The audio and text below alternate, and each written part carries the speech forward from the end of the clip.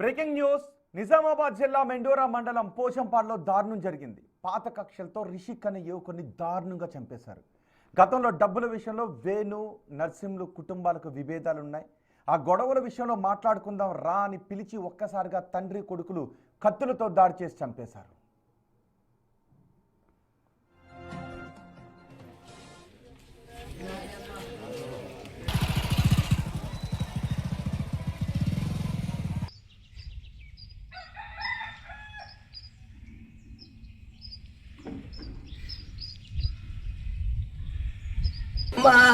నాయమ్మ నాయమ్మ నా కొడుక నా కొడుకను వెతికేస్తా కొడుకు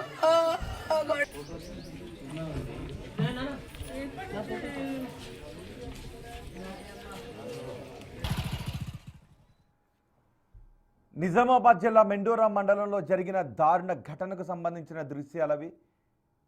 పోచంపాడులో మెండోరా మండలం పోచంపాడులో ఈ దారుణం చోటు చేసుకుంది. పాత కక్షలతో రిషిక్ అనే యువకుడిని దారుణంగా చంపేశారు. వాళ్ళ కుటుంబ సభ్యులు రోధిస్తున్న దృశ్యాలవి. గతంలో డబ్బుల విషయంలో వేణు నరసింహ కుటుంబాలకు విభేదాలున్నాయి.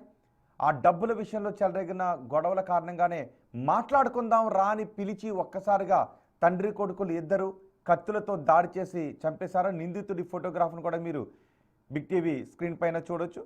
దీంతో అక్కడ ఎటువంటి ఉద్రిక్త పరిస్థితులు తలెత్తకుండా బలగాలను కూడా పంపించారు. బలగాలు అక్కడ పహరా కాస్తున్న దృశ్యాలు కూడా మీరు చూడొచ్చు. కుటుంబ సభ్యులు రోధిస్తున్నారు. బిగ్ టీవీ స్క్రీన్ పైన కనిపిస్తున్న ఆ వ్యక్తే నిందితుడు. తండ్రి కొడుకులు ఇద్దరు మాట్లాడుకుందాం రా అని పిలిచి వచ్చిన తర్వాత కత్తులతో దాడి చేసి చంపేశారు.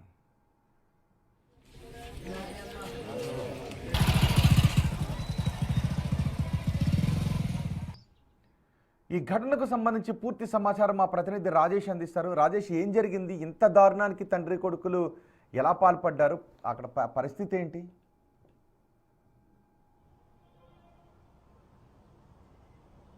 నిజామాబాద్ జిల్లాకు సంబంధించిన ప్రస్తుతం రిషిక్ అనే యువకుడు హత్యకు గురయ్యాడు. ఈ ఘటనలో ఇప్పటివరకే కుటుంబ సభ్యులంతా తీవ్ర ఆందోళన వ్యక్తం చేస్తున్నారు. పాత కక్షల నేపథ్యంలో రిషిక్ని పిలిచి హత్య చేసిన ఘటనలో ఇప్పటివరకే నర్సింహులతో పాటు ఆ కుటుంబం అంతా కూడా ప్రస్తుతం పోలీసుల అదుపులో ఉంది. ఇప్పటికే స్వగ్రామమైన నిజామాబాద్ జిల్లాకు సంబంధించిన మెండోరా మండలం పోచంపాడు గ్రామంలో ఇప్పటివరకే నర్సింహుల ఇంటి వద్ద కూడా పోలీసులు పెద్ద ఎత్తున మోహరించారు. ఎందుకంటే ఇటు రిషిక్ వాళ్ళ కుటుంబాలకు సంబంధించిన వాళ్ళ ఫ్యామిలీస్ కావచ్చు ఎవరైనా దాడి చేసే అవకాశం ఉంటుంది కాబట్టి అక్కడ పెద్ద ఎత్తున బందోబస్తు ఏర్పాటు చేశారు. ప్రస్తుతం నిజామాబాద్ జిల్లాకు సంబంధించిన ఈ పోస్ట్ మార్టంలో ఇప్పటివరకే రిషిక్ సంబంధించిన మృతదేహం ఉంది. రిషిక్కి 20 సంవత్సరాలు, హైదరాబాద్లోని ఒక ప్రైవేట్ కాలేజీలో చదువుకుంటున్నాడు. అయితే ఆంజనేయ స్వామి అంటే మొన్న హనుమాన్ జయంతి రోజు స్వగ్రామానికి రావడం జరిగింది. అయితే కుటుంబ సభ్యులు కూడా తీవ్రంగా ఆందోళన వ్యక్తం చేస్తున్నారు. ఏదైతే రిషిక్ సంబంధించి వాళ్ళ ఫ్యామిలీ ఎవరైతే ఉన్నారో వాళ్ళు నర్సింగ్లకి అవసరం నిమిత్తం కొన్ని డబ్బులు ఇస్తే ఆ డబ్బులు అడిగినందుకే ఈ హత్య జరిగినట్టుగా తెలుస్తుంది. పాత కక్షలను కావచ్చు లేకపోతే డబ్బులు అడగడం కావచ్చు, కక్ష పెంచుకున్నారు.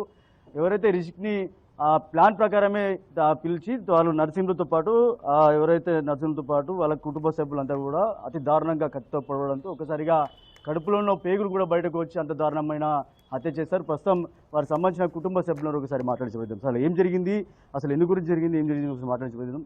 వాస్తవానికి ఏం జరిగింది అసలు ఆ టైంలో అసలు మీరు చూసేసరికి ఎట్లా ఉన్నారు?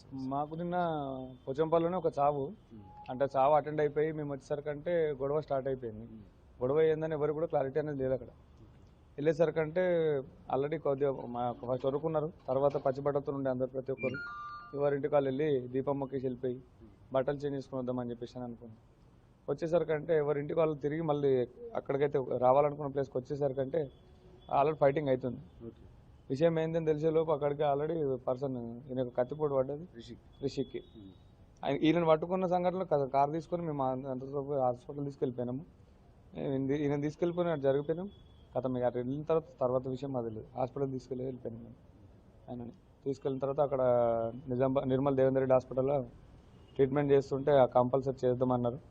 ఆయన పట్టకపోయేసరికంటే గ్యాస్ట్రో సర్జన్ కంపల్సరీ వాంటెడ్ అన్నా కానీ నిజామాబాద్లో మాట్లాడుతాను, హైదరాబాద్ పంపిస్తామంటే చూడండి కొద్దిగా రిక్వెస్ట్గా అడగంగానే నిజామాబాద్లో మనోరమలో మాట్లాడితే ఇక్కడికి పంపించేసిండ్రు. పంపించిన తర్వాత బ్లడ్ కావాలి అంటే వాళ్ళ సొంత బాబాయ్ బ్లడ్ ఇచ్చాడు. ఆయన బ్లడ్ ఇచ్చిన తర్వాత ఆ బ్లడ్ ఎక్కిస్తుంటే ఇక్కడికి వచ్చిన తర్వాత బ్లడ్ కంపల్సరీ అయింది. ఇంటర్నల్ బ్లీడింగ్ బాగా అయింది. కంపల్సరీ బ్లడ్ వాంటెడ్ అని చెప్పేసి అనగానే మన వాళ్ళు ఇక్కడ చుట్టుపక్కల ఇక్కడనే వచ్చిన వాళ్ళు వేరే కార్లో వచ్చిన వాళ్ళు మా మామయ్యలు లోకల్ తిరిగి దొరకకపోయేసరికి అదే టైంలో డాక్టర్ ఫోన్ చేసి అవసరం లేదు వచ్చేసేయండి మా ఈజ్ ఆల్రెడీ డెత్ అని చెప్పేసి అన్నాడు. మీరు ఆ గొడవ టైంలో అక్కడ జరుగుతున్న గొడవ టైంలో ఎవరెవరు ఉన్నారు, అక్కడ ఎట్లా జరిగింది అంటే వాస్తవానికి ఎందుకు పిలిచారు, ఎందుకు గొడవ జరిగింది? ఆ గొడవ టైంలో అనే విషయానికి వాళ్ళ అంటే ఇంటి వాళ్ళు ఇంకా అడగని క్లారిటీ ఎవరు లేరు, మాకు తెలియదు. అంటే చావు అయిపోయి తిరిగి ఇంటికి వెళ్ళి బట్టలు వేసుకొని వచ్చేలోపు ఆల్రెడీ అక్కడ జరుగుతుంది సంఘటన. ఈయన పడిపోయి ఉన్నాడు అక్కడ, ఇంకా అంటే ఫైటింగ్ జరుగుతూనే ఉంది. అంతలోపైన పడిపోయి ఉండేసరికి అంటే నా కడుపు కలిగింది కత్తితో కూర్చుని అని చెప్పేసి అనగానే హైదరాబాద్లో అర్థం కాక సగం వేసుకుని వెళ్ళిపోయినాం హాస్పిటల్ కార్లో. ప్రస్తుతం వీళ్ళు ఎక్కడ ఉన్నారు అంటే పోలీసులు అదుపులో ఉన్నారా వీళ్ళు ఎవరు చంపిన వీళ్ళు పోలీసులు అదుపులో ఉన్నారు. ఇది ఏదైతే జరిగిన ఘటనకు సంబంధించి ఏదైతే అక్కడికే వెళ్ళేసరికి అక్కడ తోపులాట జరిగింది, వెళ్ళేసరికి నిస్సహాయ స్థితిలో పడిపోయి ఉన్నాడు. దానికి సంబంధించి మొత్తం కడుపులో పెద్ద ఎత్తున లోతుగా గాయం కావడంతో ఒకసారిగా పేగులు బయటకు వచ్చి దానికి సంబంధించి అటు నిర్మల్ కావచ్చు, నిజామాబాద్ కావచ్చు, ప్రైవేట్ హాస్పిటల్ తిరిగారు, బ్లడ్ కోసం తిరిగారు. కానీ అంతలోపటినే రిషికు చనిపోయినట్లుగా పోలీసులు ఇటు వైద్యులు నిర్ధారించారు. దీంతో ప్రస్తుతం అయితే రిషిక్ మృతి చెందాడు. ఎవరైతే నిందితులు నర్సింహులతో పాటు నర్సింహుల భార్య, తర్వాత వాళ్ళ కొడుకులు ఎవరైతే ఉన్నారో వాళ్ళంతా కూడా పోలీసులు అదుపుకున్నారు. ఈ ఘటన ఒక్కసారిగా నిజామాబాద్ జిల్లాలో కలకలం రేపింది. ప్రస్తుతానికైతే నిందితుడికి సంబంధించిన పోస్ట్ మార్టం చేసేందుకు ఈడో ఏర్పాట్లు సిద్ధమవుతున్నాయి. ఇక్కడ సంబంధించిన కుటుంబ సభ్యులంతా కూడా గ్రామంలో ఉన్నారు. ఈ ఘటన సంబంధించి జరిగిన ఘటన సంబంధించి పోలీసులు అయితే కేసు నమోదు చేసుకున్నారు, దర్యాప్తు చేస్తున్నారు. నిందితుల్ని కఠినంగా శిక్షించాలని కుటుంబ సభ్యులు డిమాండ్ చేస్తున్నారు. రైట్ రాజేష్.